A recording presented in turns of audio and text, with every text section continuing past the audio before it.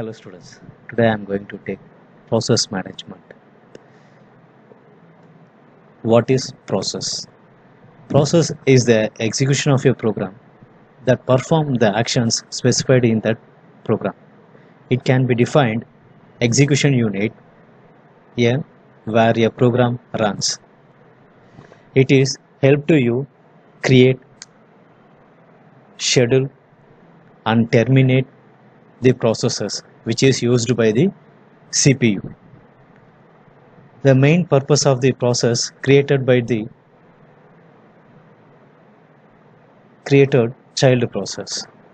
Process operations can be easily controlled with the help of process control block. It contains all the crucial informations related to the processing like process ID, process state, process ID, priority state, CPU registers. What is meant by process management? Process management involve various tasks like creation, scheduling, termination of process, and dead a log. Process is a program that is under execution. It is an important part of modern day operating systems. Operating system must allocate resources that enable processors to share and exchange informations. It also protects the resources of each process from other methods and allow synchronizations among processes. It is the job of operating system to manage all the running process of this system. It handles operations by performing tasks like process scheduling and such as resource allocator. This is the process state. The process state is classified as 5 steps. First one is new, running, wait, ready, and terminated. The process state is condition of the process at specific instant of time. New process. The new process is created when a specific program calls from secondary memory or hard disk to primary memory or RAM. Ready state. The process should be loaded into the primary memory which is ready for execution. Waiting state. The process is waiting for the allocation of CPU time and other resources for executions. Next state, executing. The process is an execution stage. Next is blocked. Blocked, it is a time interval when a process is waiting for an event like IO operations to complete. Suspended, this state define the time when a process is ready for execution but has not been placed in the ready queue by operating system. Last, the terminating state. The terminating state specify the time when a process is terminated. After completing every step, all the resources are used by the process and memory becomes free. Process architecture. This process architecture defined as 4 values. It has classified as 4 steps: stack, heap, data, and stack. Text. Stack define store temporary data like functions, parameter, return address, and local variables. Heap allocate memory which may be proceeds during its runtime. Data, it contain the only variables. Text section include the current activity which is represented by the values of program counters. Next we discussed process control block. The BCB, the process control block, is a data structure that maintained by operating system for every process. It should be identified by an integer process ID. It helps you to store all information required to keep track of all running processes. It is also accountable for storing the contents of processor register. These are saved when the process move from running state and then return back to it. The informations are quickly updated in the PCB by the operating system as soon as the process make state transition. Every process is represented in the operating system by a process control block. It is also called task control block. The important components of process control blocks are process state, program counter, CPU register, CPU scheduling information, accounting and business information, memory management information, and IO status information. Sorry. IO status informations. What is mean by process state? The process can be new, ready, running, waiting, and terminating. These steps are process state. Program counter. Program counter is known as the address of the next instruction which should be executed for that process. CPU register. This component include accumulators, index, and general purpose registers and informations of condition code. Next one is CPU scheduling informations. CPU scheduling information include a process priority and it define pointers of scheduling queue and various other scheduling parameters. Next one is accounting and business information. Accounting is defined as include the amount of CPU and time utilities like real time used, job or process numbers. Memory management. This information include the value of the base and registers, the page or segment tables. This depends on memory system which is used by the operating system. The last process control block is IO status information. This block include a list of open files, the list of IO devices that are allocated to the process. Process is defined execution of a program that perform the actions specified in that program. The process control block is maintained by the operating systems for every process. Each process is represented in the operating system by process control block is also called task control block. Scheduling. What is mean by scheduling?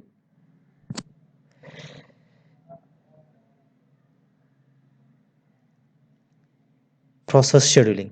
Process scheduling is an operating system task that schedule process of different state like ready, waiting, and running. Process scheduling allows operating system to allocate a time interval of CPU execution for each process. Then, most important reason for using a process scheduling system is that keep the CPU busy all the time. This allow you to get the minimum response time for programs. The objective of time sharing is to switch the CPU among processes so frequently that users can interact with each program while it is running.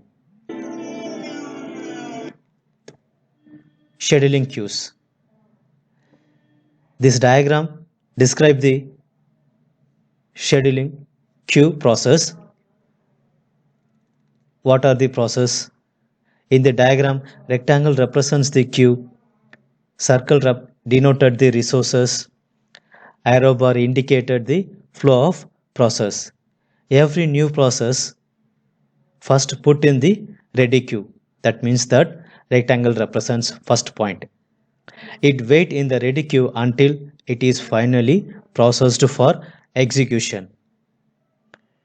Then the new process is put in ready queue and wait until it is selected for execution or it is dispatched.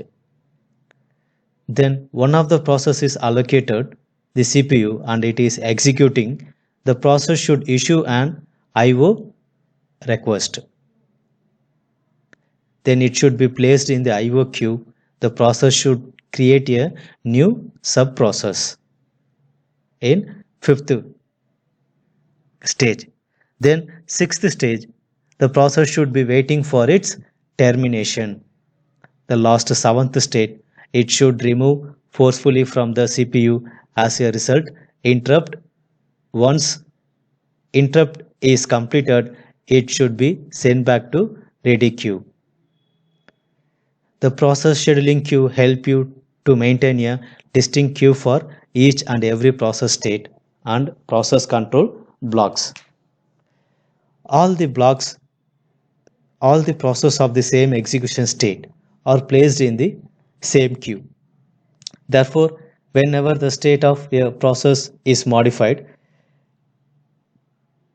its process control block need to be unlike its existing queue, which move back to the new state queue. There are three types of operating system queues are the first one job queue, second one ready queue, and third one device queue. Job queue helps you to store all the processes in the system. Second, ready queue. This type of queue helps you to set every process residing in the main memory, which is ready and waiting to execute. Third one, device queue. Device queue is a process that is blocked because of a absence of an IO device.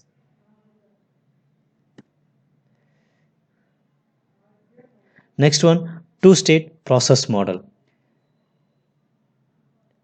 It has a running and not running. In our operating system, running process, whenever a new process is built, it is entered into a system which should be called as running. The process that are not running are kept in a queue which is waiting for the turn to execute. Each entry in the queue is a point to specific process. Objectives of the process scheduling is maximize the number of interactive users within acceptable response times. Achieve a balance between response and utilization time. It can be avoid indefinite postponement and enforcement priorities. And it also should give reference to the processes holding key resources. Process schedulers are three types. First one long term, second one short term, third one medium term. First, long term scheduler is also known as the job scheduler. The scheduler regulates the program and select the process from the queue and load them into memory for execution. It also regulates the degree of multi-programming. The main goal of this type of scheduler is to offer a balanced mix of jobs like processor IO jobs that allows managing multi-programming. Next one, medium-term scheduler. Medium-term scheduling is an important part of swapping. It enables you to handle the swapped out processes. In the scheduler, a running process can become suspended. In the scheduler, a running process can become suspended, which make an IO request. A running process can become suspended if it makes a IO request. A suspended process can't make any progress towards completion. In order to remove the process from memory and makes for other process, suspended process should be moved to secondary storage. The next one is short-term scheduler. The short-term scheduling is also known as CPU scheduler. The main goal of the scheduler is to boost the system performance according to the set criteria. It helps you to select from a group of processes that are ready to execute and allocates CPU to one of them. The dispatcher gives control of the CPU to the process selected by the short-term scheduler. Next one is the differentiates. These differentiates are given here: long term, short term, medium term. Okay. Next, what is the context switch? Context switch. It is the method to store or restore the state or a CPU in process control block. So the process execution can be resumed from the same point at later time. The context switching method is important for multitasking operating system. Next, we go to operations on processes. Process operations are performed many operations. Some of these process creations, process blocking, process preemption, process termination. The operating system must provide a mechanism for process creation and termination, and process can be created and deleted dynamically, and blocking and process preemption process. First, process creation. Processes need to be created in the system for different operations. This can be done by some events, user request for process creation, system initializations, execution of a process creation, system call by a running process. Next one, batch job initialization. The process creation may be created by another process using fork commands. This creating process is called parent process, and the created process is called child process. A child process can have only one parent, but a parent process may have many children.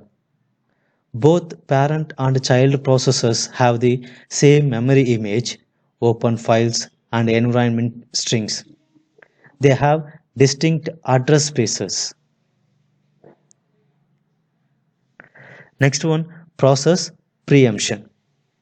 An interrupt mechanism is used in preemption that suspend the process execution currently, and the next process to execute is determined by the short-term scheduler. The preemption makes sure that all the process get some CPU time for execution.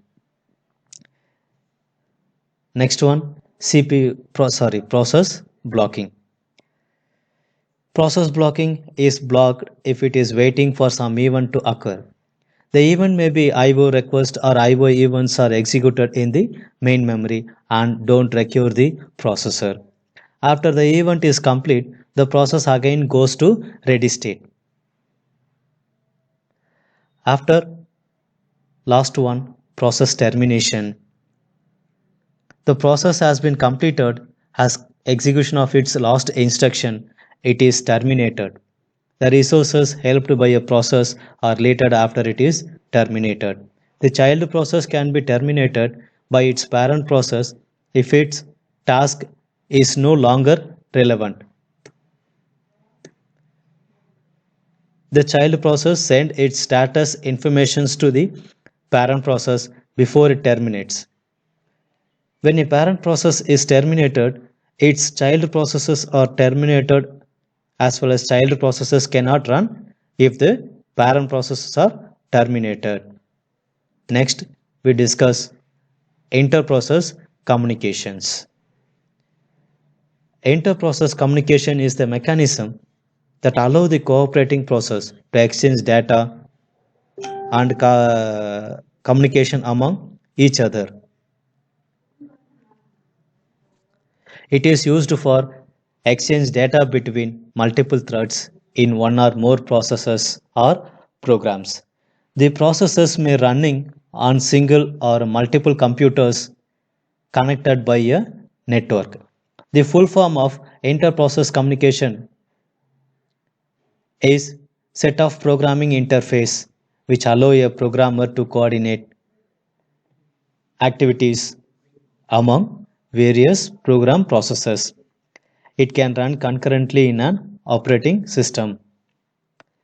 The IPC allow a specific program to handle many user requests at same time. Every single user request may result in multiple processes running in the operating system. This process may require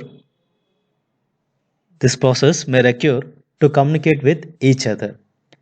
Each IPC protocol approach has its own advantage and limitations.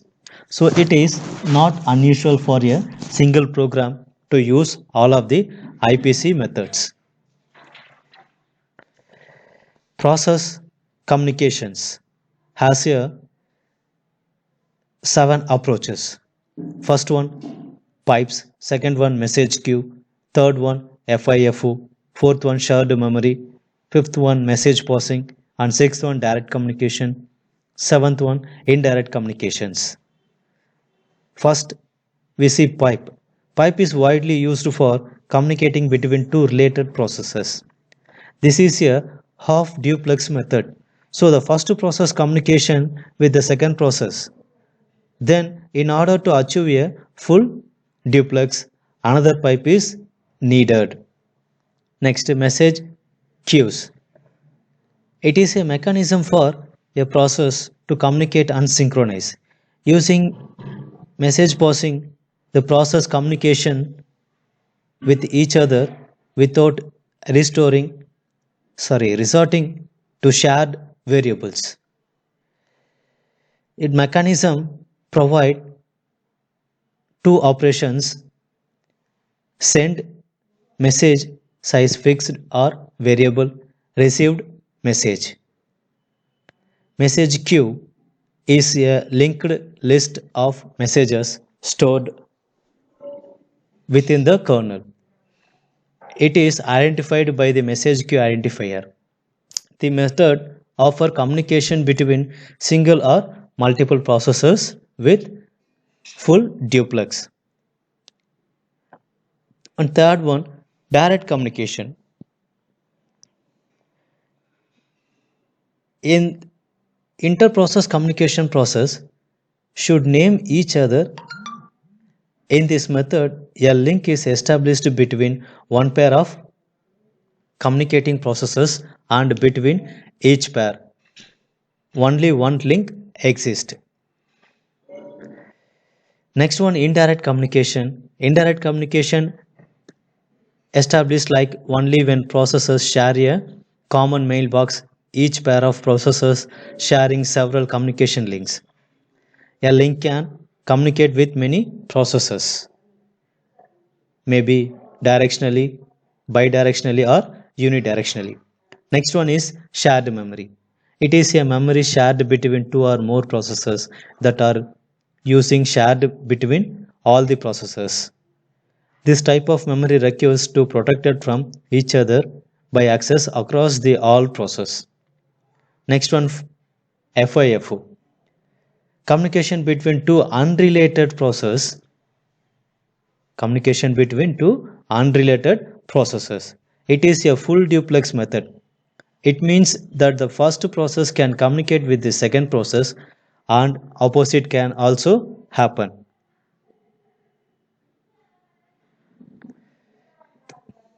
Why IPC? The reason of using inter-process communication protocol for information sharing is it helps to speed up modularity, computational, privilege, privilege separation, convenience, and it helps operating system to communicate with each other and synchronize their actions.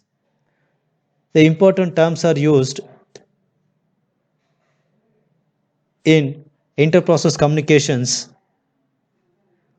are semaphore and signals. Semaphore is a signaling mechanism technique. The operating system method either allow or disallow access to the resource which depends on how it is set up. Next signal. It is a method to communicate between multiple processes way of signaling. The source process will send a signal which is recognized by number and destination process will handle it. Like FIFO and unlike FIFO is differentiated. FIFO execute independently of both sending and receiving processes. Unlike FIFO, always ready, so don't need to open or close. Next, FIFO allow data transfer among unrelated process. Unlike FIFO, not have any synchronization problems between open and close. Thank you. Thank you for this session.